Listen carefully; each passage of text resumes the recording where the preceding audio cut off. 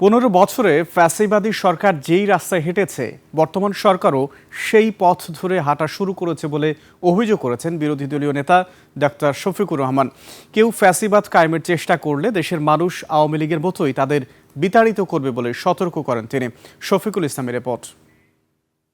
পুরস্কার আমরা তুলে দেব। রাজধানীর ডিপ্লোমা ইঞ্জিনিয়ার্স ইনস্টিটিউশনে সিরাতুন নবী উপলক্ষে এই সেমিনারের আয়োজন করে জাতীয় সিরাত উদযাপন কমিটি। শুকরিয়া মাশাআল্লাহ। মুশফিকা প্রধান অতিথির বক্তব্যে জামায়াত ইসলামীর আমির বলেন, 2024 সালের গণঅভ্যুত্থান ছিল চূড়ান্ত যুদ্ধের রিহার্সেল।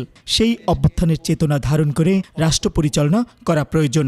24-এর পরে আমরা মনে করেছিলাম ফেসিবাদের যে পঙ্কিলতা, যে ময়লা, যে আবর্জনা যুগ যুগ ধরে তৈরি হয়েছিল তা এখন পরিষ্কার হয়ে যাবে। কিন্তু আমরা কি দেখতে পাচ্ছি? 15 বছরের ফেসিবাদী সরকার যে রাস্তায় হেঁটেছে, বর্তমান সরকার সেই রাস্তা ধরেই হাঁটছে। এই রাস্তা পরিবর্তন করতে হবে।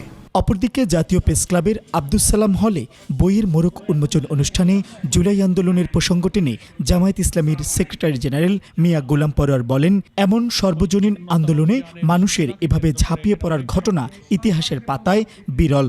সে উত্তাল আন্দোলনের মধ্যে ঝুঁকি নিয়ে যারা আন্দোলন করেছিলেন, সে আন্দোলনের বীজ কারা বপন করেছিলেন, সে আন্দোলনের ডিজাইন কারা করেছিলেন, আমরা সেই সব কথা বলে নিজেদের কৃতিত্ব নিতে চাই না।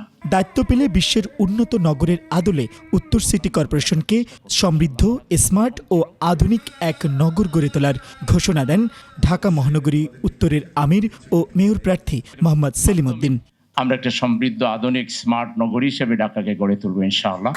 শফিকুল ইসলাম, 21 টেলিভিশন, ঢাকা।